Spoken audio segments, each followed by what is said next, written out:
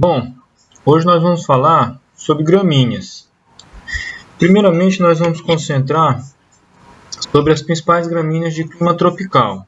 Aliás, vamos falar primeiro das gramíneas e leguminosas de clima tropical e, se possível, se tiver tempo, a gente dá fala um pouquinho também sobre essas gramíneas e leguminosas de clima temperado.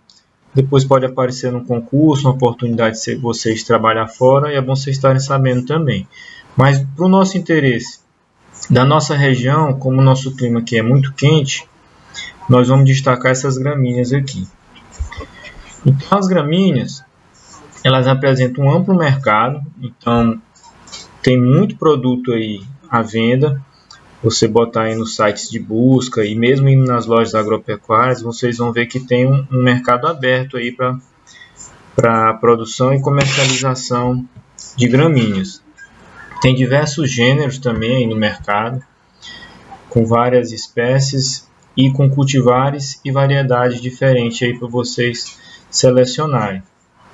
São utilizados tanto para a formação de pastos, de pastagens, ou para a formação de capineiras.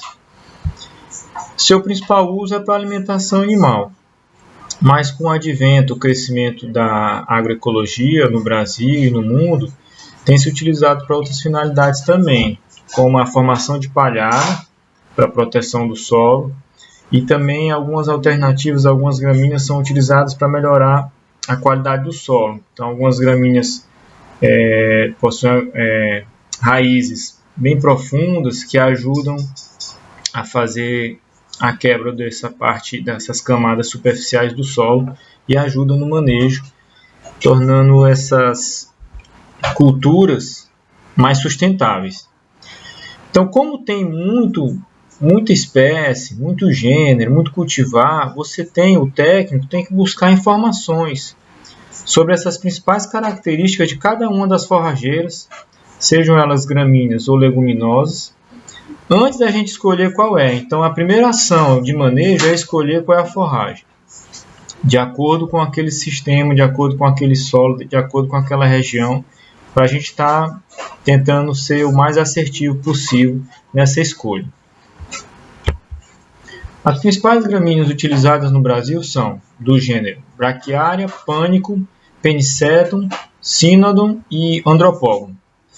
E aqui na nossa região, no Nordeste, tem outros dois gêneros interessantes também, que é o Centrus e o Urucloa, principalmente por sua característica de resistir regiões de baixa pluviosidade e também produzir relativamente bem em épocas de seca.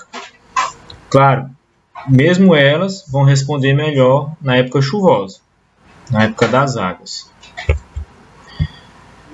O gênero Braquiária é um dos mais cultivados no Brasil. Então, eles se adaptaram a diversas condições de clima e solo. Eles são bastante tolerantes aos nossos solos aqui brasileiros, que em geral são ácidos e pobres em fósforo, principalmente aqui para nós no Piauí, e apresenta diversas espécies de interesse forrageiro. E aí eles vão ter diferenças morfológicas e de manejo entre si, de acordo com a sua característica predominante. Então, as espécies que se destacam da braquiária são Braquiária erecta, Braquiária dictioneura, Umidícola, Mutica, e essas três aqui são as mais cultivadas, né? A Decubens, Rusisiensis e a Brisanta. Essas aqui são ainda mais cultivadas do que as outras. Mas você pode utilizar as outras dependendo da necessidade. Então, a brisanta é chamado o braquiarão ou brisantão, o cultivar marandu.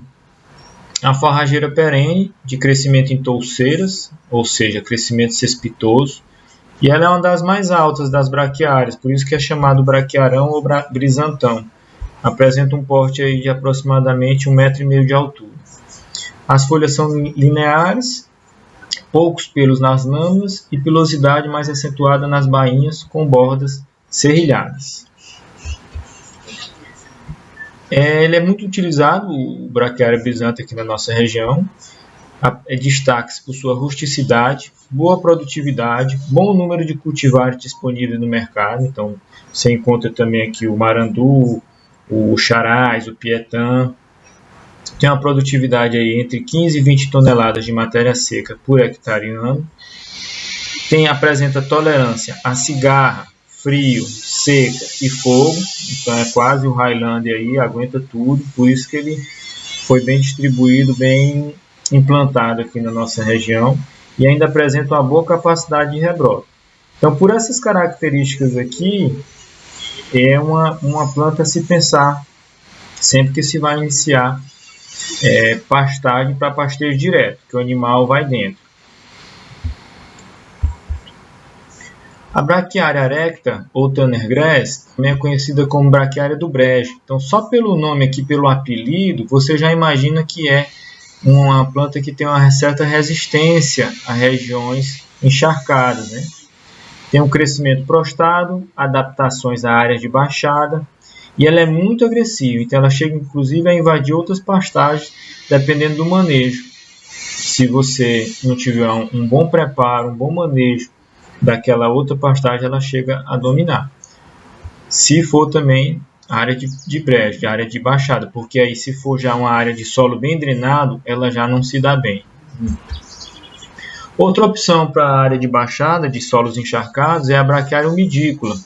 Também é uma planta que tolera bem esse tipo de solo, tem hábito estolonífero, forma um relvado denso, que dificulta o estabelecimento de plantas daninhas, plantas invasoras, e ainda protege o solo contra erosão. Então, regiões que possuem alta declividade, é interessante utilizar essa aqui em detrimento das outras braquiárias que formam touceira, porque essa aqui segura mais o solo, porque ela faz um relvado mais denso, ela fecha aquele solo e segura mais os torrões de solo. Possui o hábito estolonífero, adaptação a solos ácidos e de baixa fertilidade, tolerância à cigarrinha da pastagem, suporta pastejo intensivo, tolera solo mal drenado. Qualidades ruins, atributos negativos: baixo valor nutritivo e alimentício, baixa produção de sementes, pode provocar carinchada em equinos, tem um estabelecimento lento e baixo crescimento na seca. Quando a gente fala valor nutritivo, isso aí depois a gente vai falar só dessa parte de nutrientes.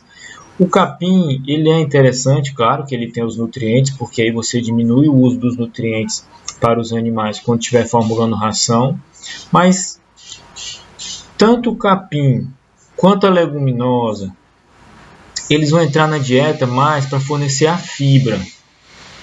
Isso é a grande importância dele. Se ele for de bom nutriente, como por exemplo a leguminosa, que a gente vai ver mais na frente, diminui a necessidade da gente estar complementando isso na ração, suplementando na ração, ótimo.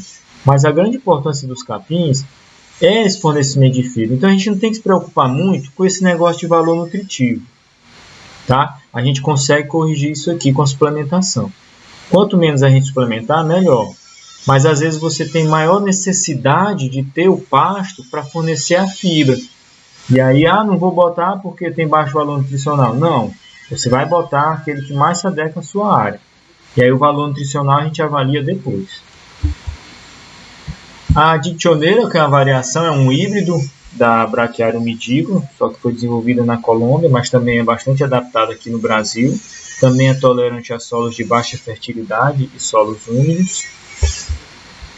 A braquiária decubis, que é muito difundida no Brasil, talvez seja a braquiária mais difundida, já que ela ocupa 50% de todas as braquiárias implantadas, emite grande quantidade de estolões, apresenta excelente cobertura vegetal do solo e evita erosão, então é uma braquiária bastante interessante. Tem facilidade de estabelecimento, tolerância a solo ácido e baixa fertilidade, elevada resposta à adubação, resistente à formiga cortadeira de folha. Como atributos negativos, ela é suscetível à cigarrinha das pastagens e ela pode hospedar um fungo chamado Phytomyces chartarum, que se for manejado muito baixo e consumido pelos animais, pode provocar fotossensibilização. Não deve ser fornecida para equinos e não é adaptada a solo mal drenado. Então aqui você tem a opção de braquiária para solo bem drenado e solo mal drenado. Aí você tem que escolher aquela que mais se adequa à sua área. Aqui está os casos de fotossensibilização. No caso tiver qualquer problema, a pele do animal, isso geralmente vai dar mais em animais de pele clara. E aí com o fungo, ele consumindo esse fungo que fica ali na base do capim, ele possui um metabólito ativo que em contato com a radiação solar vai provocar esse efeito aqui. Então você pode usar a braquiária, mas você tem que manejar ele, não deixar os animais consumirem muito baixo, não deixar consumir demais o capim. Ter uma altura certa para você retirar. E animais que apresentam esse problema, você retira logo da pastagem, que provavelmente foi isso. A braquiária rusiziense é uma espécie subereta, com 1 a 1,5 de altura, apresenta a base decumbente e radicante nos inferiores e tem suas características mais ou menos relacionadas com a braquiária decumbens, só que ela é de porte mais alto, um pouco mais alto que a braquiária decumbens. Apresenta alta palatabilidade, já tem um melhor valor nutricional, tem elevada produção de sementes, então ela fecha bem o pasto, tem facilidade de estabelecimento, é um capim adequado para fenação, também é resistente à formiga cortadeira, não se adapta a solos de baixa fertilidade, já que ela tem um maior valor nutricional, ela exige mais do solo, ela puxa mais do solo. É suscetível à cigarrinha das pastagens, baixo crescimento na seca, baixa competição com invasoras e não tolera solos úmidos. Então você tem que balancear vantagens e desvantagens.